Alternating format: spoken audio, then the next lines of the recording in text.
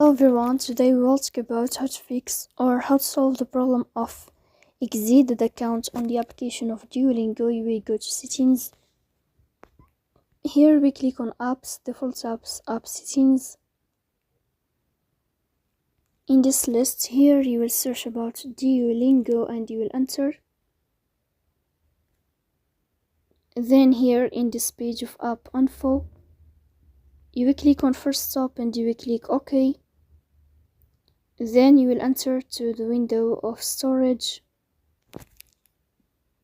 Here in this page, you will click on clear cache. Then you will go to Play Store.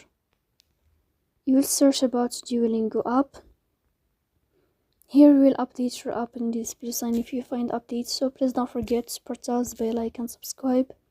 See you next time and thank you for your watching.